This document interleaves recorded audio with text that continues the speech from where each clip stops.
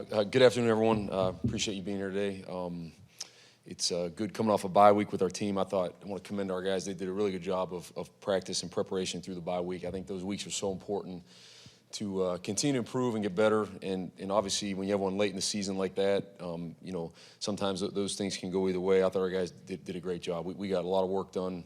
Worked on some specific things in all phases of the game, and I feel like we got better at it. So on the game week here, we're looking forward to being at home against a very good opponent. Mercer does a tremendous job. They're really well coached. Mike Jacobs, their head coach, is a guy I've known for a long time. He's an Ohio guy. He's won at all places he's been, extremely successful. They just clinched the conference again for back-to-back years. They're 9-1. And when you look at their performance on both sides of the ball, I mean, they're first nationally in total offense and second in pass offense and fourth in scoring. They're putting up a lot of points, throwing the ball down the field. They have a extremely talented freshman quarterback that's doing a really good job. He knows where to go with the ball. And like I said, it's a lot of vertical routes and passes down the field, and their receivers go get it. They go catch it. They do a really good job. Defensively, they're very disruptive. They do a great job stopping the run. They're leading the nation in sacks. And producing a lot of tackles for loss and negative plays. And their defensive coordinator is a really good coach. He's a guy that I actually coached him when he played back at Bowling Green. So familiar with these guys. I know how they coach and how they work, and we know it's a challenge ahead for us. And so our guys are going to do a great job focusing on Mercer this week and preparing well for this game.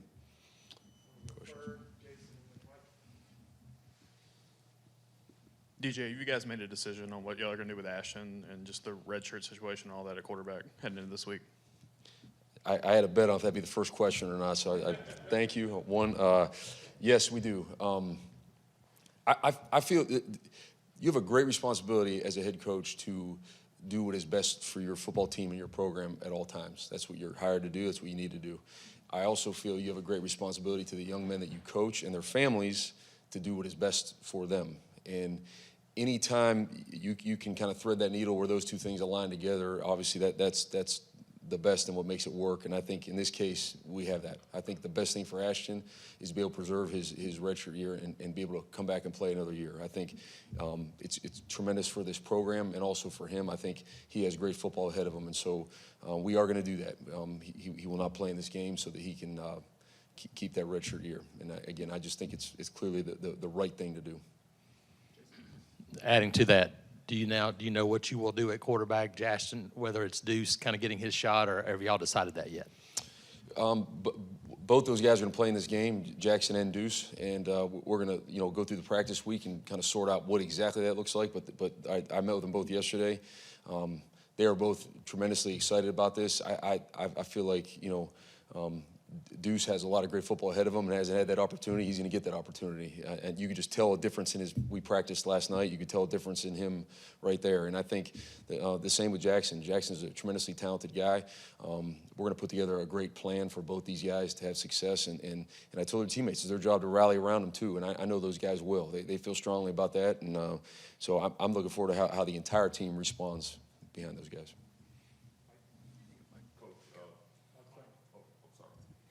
Coach, since you are going to start Deuce, how do you get a young guy prepared here? You had 2 weeks to prepare for Mercer. Can you talk about the things maybe that you guys coached him on this week and how you get him prepared for his first start? So, again, both quarterbacks, we haven't decided starters and all that. It's both quarterbacks are going to play in the game, and we'll make that determination later in the week. But I think, with Deuce, it's like any other guy. You give him a plan and give him the right tools to help him that suit his strengths. And I think, again, it's about the teammates around you. I know the quarterback position gets the spotlight. Obviously, they often get more credit than they deserve and definitely get more blame than they deserve. But it's about the guys around him. And I think Deuce understands that too. He's got great players around him, and his job is to be, the distributor of the ball to those guys, and that's what we're going to ask him to do. DJ, you talked about kind of this team. How was it as a staff to get through a week where you kind of had a chance to take a deep breath after drinking from a fire hose that first week? How was that handled last week, and now is there a lot more comfort level, I guess, heading into this game?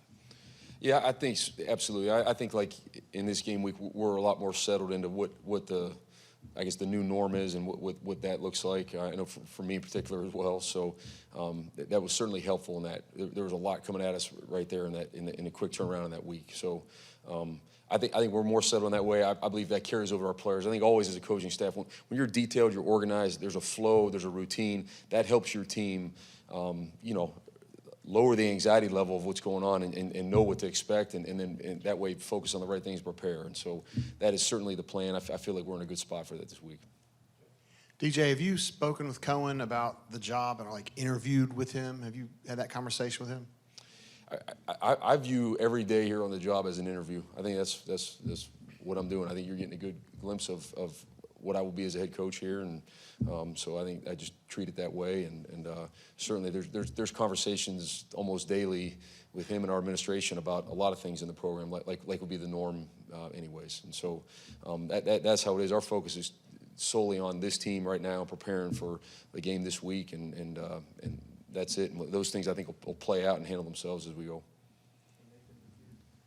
DJ, obviously the announcement today that Iron Bowl is going to be a night game, and everyone's looking forward to that. But you mentioned how talented Mercer is as an offense. How important is it going to be for your team to stay locked in this weekend and not look ahead to the Iron Bowl?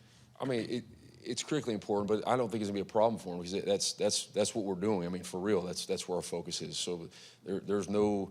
I was told about the time of that game as I was walking down there. I didn't know that. I mean, whatever. I know there's a game at 1 o'clock this weekend, and that's what we're preparing for. And our guys, they know that and understand that, and we've been game planning for that and preparing for this game, and so that is where our focus is. And obviously we understand what's coming down the road, but it has nothing to do with this week. It's 2 weeks in now since you've taken over as interim head coach. What has the last 2 weeks been like in terms of roster management, re-recruiting, and what has kind of the feedback been from the current roster with all those things?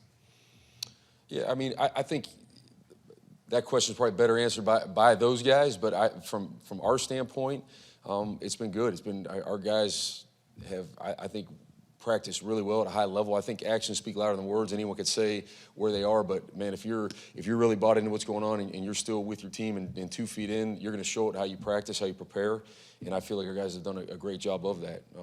The recruiting class, those are all been positive conversations. I think everyone obviously is waiting to kind of see what happens, what shakes out. I think that's only natural. I'd probably be doing the same thing in their shoes too, but I think you look at the strength of those guys and their bond with one another and with our coaching staff, those guys have all hung tight and are still in there, and they're just kind of waiting to see how this plays out, and so that's what it'll be.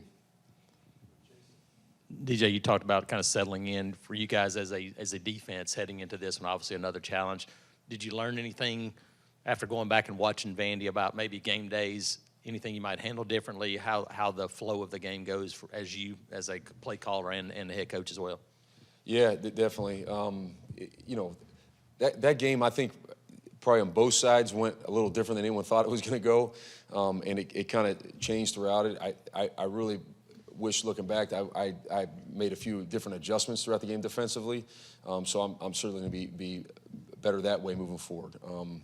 I think it's important in I guess any profession, but especially ours, that you take time to reflect. You got to go back and reflect. We coach our guys all the time and grade them on the film what they did. I think as coaches we have to do the same thing, and so there's certainly things that I myself and our defensive staff could have done better in that game, and we've talked about that and addressed that, and I think moving forward we'll be smoother with that too.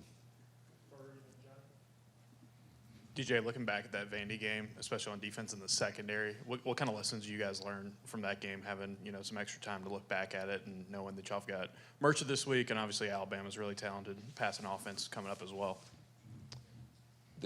That game kind of changed. They went to a different offense than what they've been running for the past 2 years, and so it kind of changed what we've been practicing and looking at, and again, credit to them. I think they saw early on the game itself kind of changed. We were being successful on offense, moving the ball, scoring points.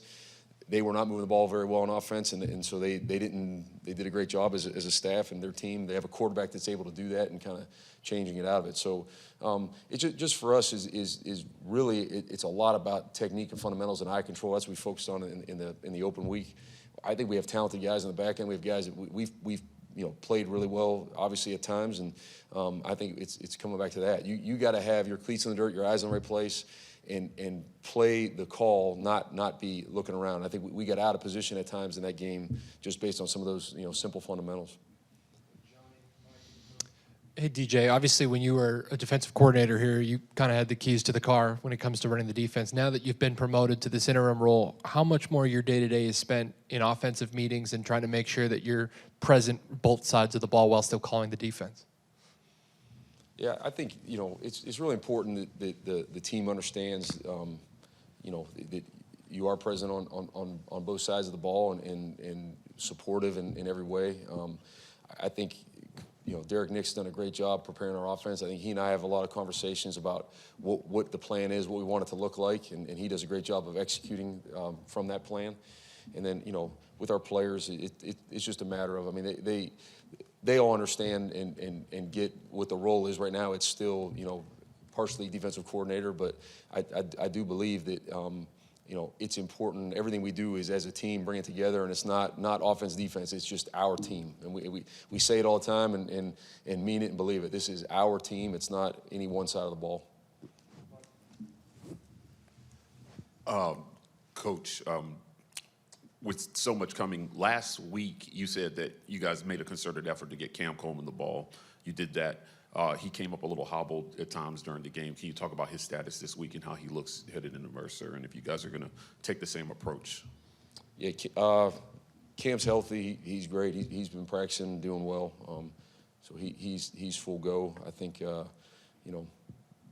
whatever he was hobbled from the game, that's just part of it. He had a lot of touches and made a lot of plays in the game. That's part of it. So we're excited about what he's going to continue to do moving forward.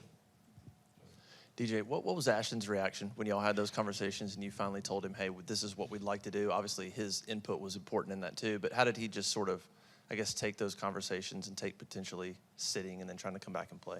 Yeah, Ashton is like, that guy, he's a dude, man. Like, he honestly, if whatever we would have said, like, this is the plans we're going to do, he'd have been 100% with and been full speed ahead and not flinched. And I think he's just a tremendous person, just great character, great teammate. His teammates know that. They feel that. You can see how the guys rally around him. He's amazing. And then I think, you say all that, it's like, okay, well, how does that happen? And then you get on the phone with his mom and dad, and it's like, well, okay, well, that's pretty clear where he came from. They're just tremendous people and just about the team, about the right things.